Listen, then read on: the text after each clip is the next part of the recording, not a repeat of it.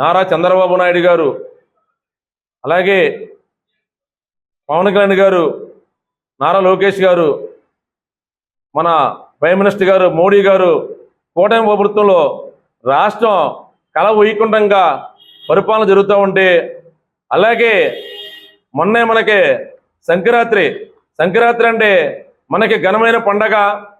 అందరూ చుట్టాలు, బంధువులు, కొత్తగా పెళ్ళైన వారు, అల్లుడు, కూతురు, అలాగే కొడుకు, కోళ్ళు అందరూ వచ్చి మనంతో కలవైకుంఠంగా చేసుకునే పండగ.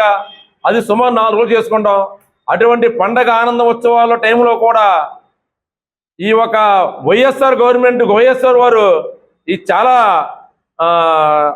తెలుగుదేశం పార్టీని బ్యాట్ చేయాలి, తెలుగుదేశం పార్టీని అలర చేయాలి, తెలుగుదేశం పార్టీని ఏదో తప్పు చేస్తుందని చూపించాలనే ఉద్దేశంతోనే హత్యా రాజకీయాలు చేయడం జరుగుతుంది.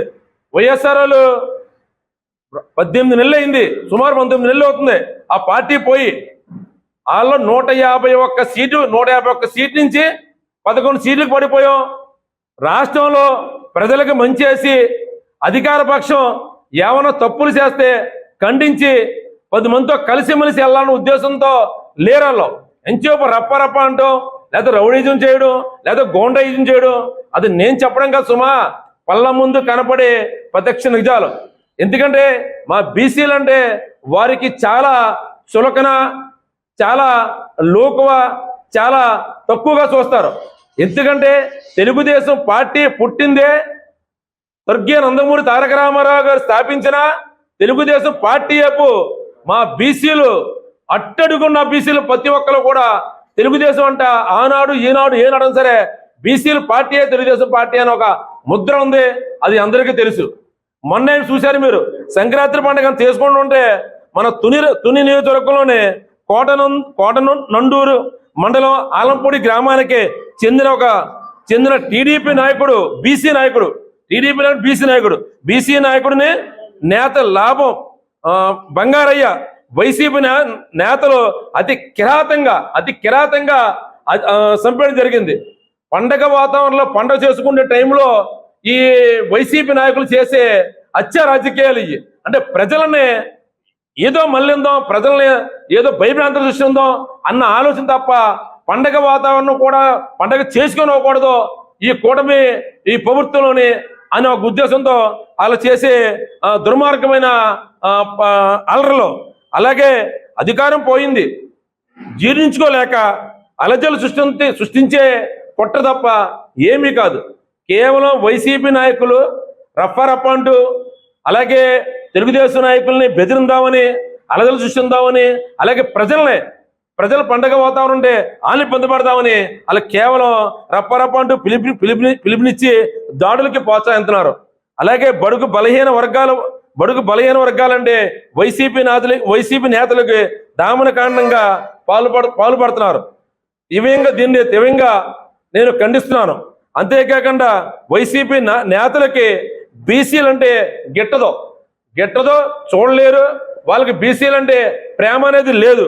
అంచెలంచెలుగా ఇవాళ బీసీలో మా బడుగు బలహీన వర్గాలు బీసీలో ఎంత స్థాయికి ఎదుగుతున్నామంటే, ఎంత స్థాయికి గుర్తింపు పొందుతున్నామంటే, ప్రజల్లో మంచి పదవులు చేస్తారంటే బీసీలు ఇలా కేవలం అది తెలుగుదేశం గవర్నమెంట్, తెలుగుదేశం పార్టీ స్థాపించడం వల్లని నేను ఈ సభముఖంగా తెలియజేస్తున్నాను.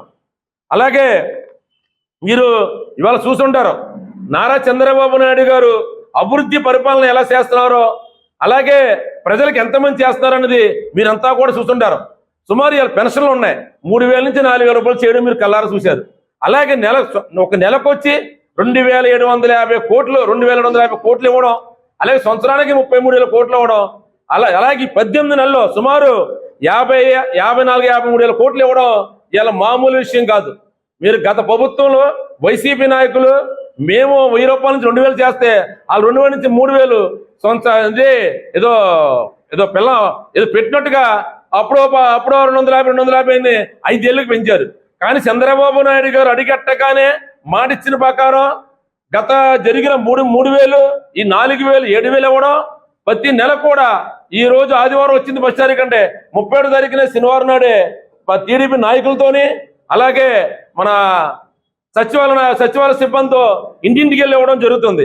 అలాగే అమరావతి ఇష్యూ వచ్చేప్పటికి చంద్రబాబు నాయుడు గారు ఎంత కష్టపడుతున్నారో, ఎంత అభివృద్ధి చేస్తున్నారో, ఎంత డెవలప్ చేస్తున్నారో, రాష్ట్రానికి అమరావతి లేదు అన్న ఫీలింగ్ లేకుండా చంద్రబాబు నాయుడు గారు కడుకట్టిన తీవ్రవాదులకు దాన్ని ఏమైనా సరే కట్టించాలని మంచి ప్రోత్సాహంగా ఆయన ఉంటుంటే ఇలా అమరావతి మీద కూడా ఇలా దుష్టప్రచారం చేయడం, అమరావతి మునిగిపోద్దండం, అమరావతిని బ్యాడ్ సృష్టించడం, అలాగే అమరావతికి పెట్టుబడులు పెడతా ఉంటే దాన్ని రానివ్వకుండా చేయడం కూడా ఈ వైసీపీ నాయకులు చేస్తున్నారని ఈ సభాముఖంగా తెలియజేస్తాను. అలాగే మన పవన్ కళ్యాణ్ గారు, మన డిప్యూటీ సీఎం గారు, అలాగే పంచాయతీ శాఖ మార్చులు మన పవన్ కళ్యాణ్ గారు ప్రజలనికి మంచి చేయాలని ఉద్దేశంతో ఆయనకి ఎంత అవకాశం ఉన్నా సరే తగ్గి ఇలా 21 సీటు తీసుకొని 21 సీటు కూడా ఆయన గెలిచి ప్రజల్లోనే ఉండి ప్రజలకే మంచి చేయాలి, ప్రజలకే అండి మంచి పరిపాలన అందించాలనే ఉద్దేశంతో ఆయన అంచోపు ప్రజల నుంచి అంత కష్టపడుతున్నారు. అటువంటి ఆయన కోడెల్లో అనలైన మాటలు కూడా అంటున్నారు. అలాగే పల్లి పండగ ద్వారా 4000 పంచాయతీ రోడ్లు 4,000 కిలోమీటర్ల రోడ్లు నిర్మించడం జరిగింది మన డిప్యూటీ సీఎం పవన్ కళ్యాణ్ గారి ద్వారా.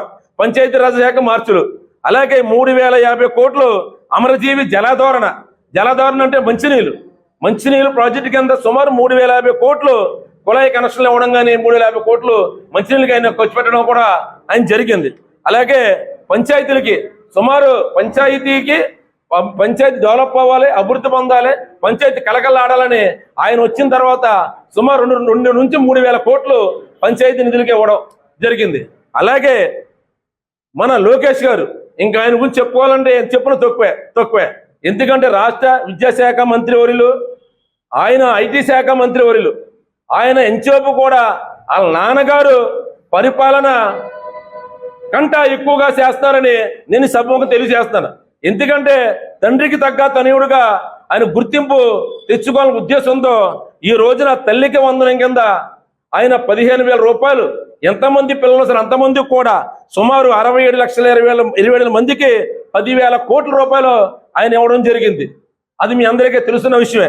అలాగే 1వ తరగతి నుంచి ఇంటర్ వరకు సుమారు 75 లక్షల మందికి హెల్త్ ఏ ఆరోగ్యం ఏమన్నా సరే ఆయన ఫ్రీగా చెకప్ చేయడం కూడా ఆయన ఒక కంకణం కింద కట్టుకోవడం జరిగింది మా విద్యాశాఖ మంత్రి వర్యులు.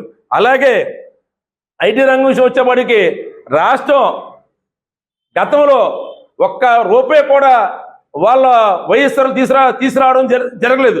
కానీ చంద్రబాబు నాయుడు గారు, పవన్ కళ్యాణ్ గారు, లోకేష్ గారు కూటమి బీజేపీ వారు కూటమికి ఏర్పడి ఇవాళ సుమారు 13,50,000 కోట్ల రూపాయలు ఇవాళ ఆంధ్రప్రదేశ్కి తీసుకురావడం జరిగింది. ఇంచుమించు 20 లక్షల రూపాయల దాకా 20 లక్షల కోట్లు ఇలా వస్తాయి రెడీగా ఉన్నాయి. 13,50,000 కోట్లు అగ్రిమెంట్లు కూడా జరిగింది. అంటే ఐటీ రంగం ఎంత అభివృద్ధి పొందుతుందో, ఎంతమంది ఉద్యోగాలు వస్తాయో మీరు అందరూ మనం ఆలోచించుకోవాలి. మనకి మన బిడ్డలకి అందరూ కూడా ఉద్యోగాలు వచ్చి రాష్ట్రం ఎంతో డెవలప్ అవుద్ది. గతంలో నారా చంద్రబాబు నాయుడు గారు ఒక హైదరాబాద్ నుంచి ఐటీ రంగం తీసుకొస్తే మాలాంటి వాళ్ళు పిల్లలు చదువుకొని వెళితే సుమారు 30 నుంచి 30,000 కానించి 3 లక్షల రూపాయలు ఉద్యోగం తెచ్చుకుంటే స్థాయికి ఎదిగారంటే అది కేవలం ఆ రోజున మన నారా చంద్రబాబు నాయుడు గారు ఈ రోజున ఇంకో 2-3 సంవత్సరాల్లో మంచి ఉద్యోగాలు వచ్చి మంచి జీతాలు వస్తాయని ఈ మన లోకేష్ గారి ద్వారా జరుగుతుందని ఈ సభాముఖంగా తెలియజేస్తాను.